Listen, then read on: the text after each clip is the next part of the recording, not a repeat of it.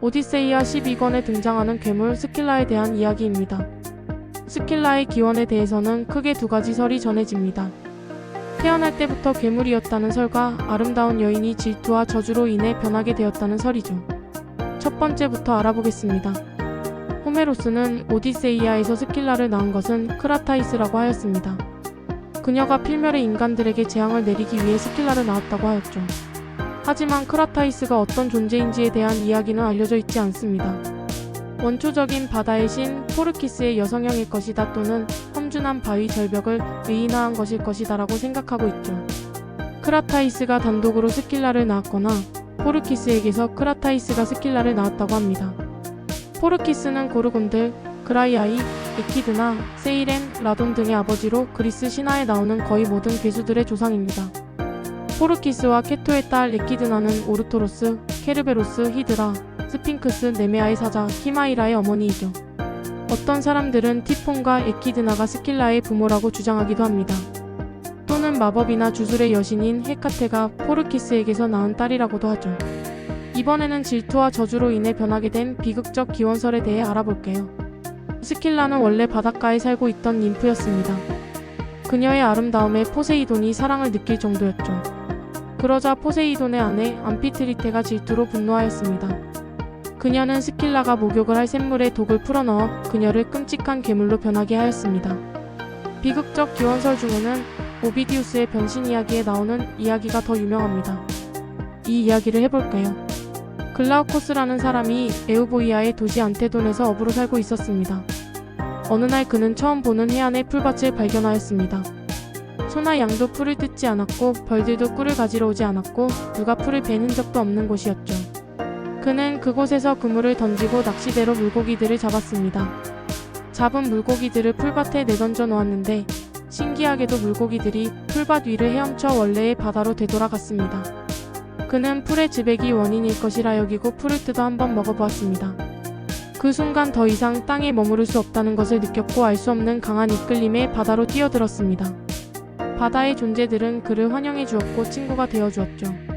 그들은 오케아노스와 테티스에게 부탁해 그의 필멸의 요소들을 모두 제거하고 정화해 주었습니다. 오케아노스는 그에게 100개의 강에 몸을 담그라는 지시를 하였습니다. 그러자 여러 방향에서 온갖 강물들이 그의 머리 위로 퍼부어졌고 그는 의식을 잃었습니다. 글라우코스가 깨어났을 때 그는 자신의 몸이 달라진 것을 알았습니다. 그는 불멸의 존재가 되었지만 그의 두 다리는 인어처럼 물고기의 꼬리 형태로 바뀌었죠. 글라우코스는 외형이 바뀐 것에 화가 나기도 했지만 곧 바다의 존재들과 어울렸습니다. 그들로부터 예언의 기술을 배우기도 하였죠. 시칠리아의 동쪽 끝과 남부 이탈리아의 칼라브리아 서쪽 끝 사이에 좁은 해협을 메시나 해협이라고 합니다. 칼라브리아 끝자락에는 바위 절벽이 하나 있죠. 이 바위 절벽을 메시나 절벽이라고 부릅니다. 메시나 절벽 맞은편의 해안에는 스킬라라는 이름의 ним프가 살았습니다. 바다를 돌아다니던 글라우코스는 해안에 앉아있는 스킬라를 보고 사랑에 빠졌습니다. 하지만 그가 스킬라에게 다가가려 하자 그녀는 그의 모습에 두려움을 느끼고 달아났습니다. 사랑을 거절당한 글라우코스는 상심하였습니다. 자신의 외형이 바뀌었던 것을 탓하였죠. 그는 키르케라면 자신의 고민을 해결해 줄 수 있을 것이라 여기고 그녀를 찾아갔습니다. 그녀만큼 마법의 약초를 잘 아는 이는 없었으니까요. 그는 주문이나 약초를 사용하여 스킬라가 자신에게 사랑을 느끼게 해달라고 간청하였습니다. 하지만 키르케는 사랑의 불길에 잘 휩싸이는 여인이었습니다. 오히려 글라우코스를 사랑하게 되었죠. 이것은 그녀가 아프로디테의 저주를 받았기 때문인데 아프로디테가 아레스와 간통한 것을 키르케의 아버지 헬리오스가 헤파이스토스에게 일러주었던 일에 대한 보복이었죠. 키르케가 그를 유혹하며 말했습니다. 당신은 자신의 용모에 자신감을 가져도 좋을 분이에요. 비록 내가 여신이고 태양신의 딸이고 나의 마법과 약초로 많은 일을 할 수 있지만 나는 당신이 나를 차지해주기를 바랍니다. 당신을 경멸하는 여자 따위는 경멸해버리세요. 대신 당신을 열심히 쫓아다니는 여자를 잡으세요. 당신은 한 번의 행위로 2명의 여자에게 각각 응분의 조치를 해주시는 거예요.